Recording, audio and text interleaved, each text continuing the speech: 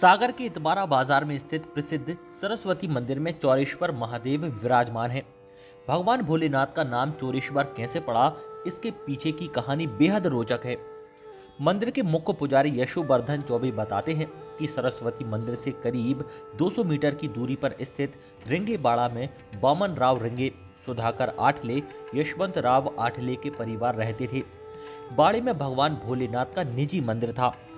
साल 1961-1962 में भोलेनाथ को निजी बाड़े से बाहर लाकर स्थापना करने का विचार रखा गया, जिसके बाद भगवान भोलेनाथ की प्रतिमा की चोरी करने की योजना बनाई गई। इसमें खास बात ये थी कि प्रतिमा चोरी करने से पहले वामन राव रिंगे और अन्य परिवार की सहमति ली गई, जिसके बाद रातों रात भगवान भोलेनाथ की प्रतिमा की चोरी की गई और जिस स्थान पर सरस्वती मंदिर बना है वहां पर बट वृक्ष लगाकर भोलेनाथ की स्थापना की गई। तभी से भोलेनाथ का नाम चौरेश्वर महादेव पड़ा, क्योंकि भगवान की चोरी कर स्थापना की गई थी। यहाँ गज छाया में चौरेश्वर महादेव विराजमान हैं। साथ ही चोलेश्वर महादेव भी स्थापित किए गए हैं जो सर्प छाया में विराजे हैं। पंडित यशोवर्धन चौबे ने बताया कि मंदिर में महाशिवरात्रि पर्व पर भगवान चौरेश्वर महादेव और चोलेश्वर महादेव की विशेष पूजा अर्चना की जाती है। इस दिन असाध्य रोगों से ग्रसित लोग पंचामृत से भगवान का अभिषेक करते हैं तो उन्हें रोगों से मुक्ति मिलती है।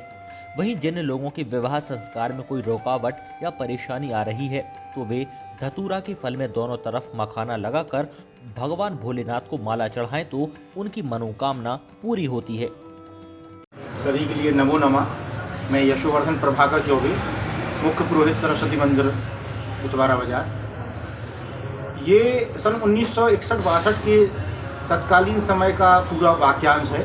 उस समय ये जो शिवजी विराजमान है सरस्वती मंदिर प्रांगण में, ये उस समय रिंगेबाड़ा में एक निजी संपत्ति श्री वामन राव आठले और यशवंत राव आठले जी और सुधाकर राव आठले जी के आंगन में ये चोलेश्वर महादेव स्थापित थे।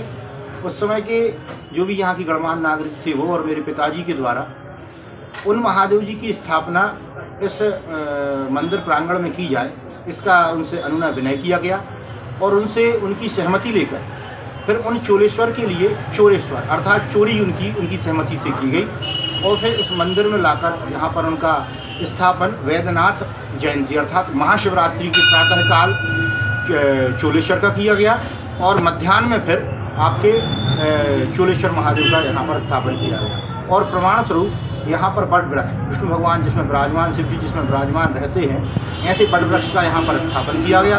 और सौभाग्य से जब इन महादेव जी की चोरी की गई तो उनकी मुख्य यजमान जो थे वो वामन राव रिंगे, यशवंत राव आठले जी और सुधाकर राव आठले जी मुख्य रूप से सापत्नी के यजमान बने और उनके द्वारा मंदिर में मेरे पिताजी के दिशा निर्देश में इन्हें चोलेश्वर और चौरेश्वर महादेव का स्थापन किया गया।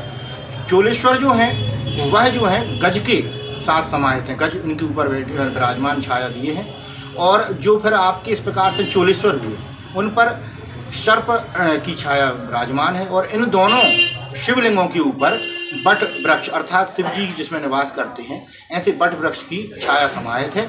इस कारण यहाँ पर चौरेश्वर और चोलेश्वर का अद्भुत योग है। वर्ष भर में शिवरात्रि के दिन इनका प्रातःकाल और मध्याह्न काल विशेष पूजन होता है। असाध्य रोगों से पीड़ित जो व्यक्ति हैं यदि इनका पंचामृत से अभिषेक करते हैं तो वह असाध्य रोगों से मुक्ति पाते हैं। और विवाह संस्कार करने वाले जीव जातक जिनके विवाह में रुकावट है, परेशानी है, यदि वह धतूरा का फल जो रहता है उसमें दोनों तरफ मखाने लगाकर माला चढ़ाएं तो उनकी कामनाएं भी यथेष्ट शिव जी की कृपा से पूर्ण होती हैं। और जैसे शिव जी के लिए माता पार्वती संसार में प्राप्त हुई नाम पताका के रूप में, वैसे उनके ग्रस्त जीवन में सभी प्रकार की कामनाएं पूर्ण होती हैं। अनुज गौतम, सागर टीवी न्यूज।